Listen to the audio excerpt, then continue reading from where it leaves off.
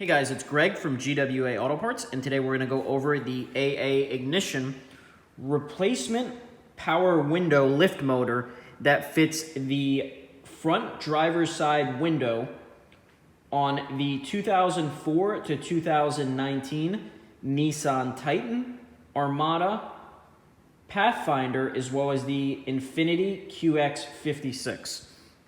So let's take a look at the window motor here. So the window motor is made up of an actual motor component as well as a gear with a shaft. And this is going to go inside the driver's side front door. And this is going to bolt to the window regulator. And what this motor does is this allows your window to go up and down. So if you're having issues where your window's not going up, not going down, or it's really slow to go up, really slow to go down, chances are you need to replace that window motor.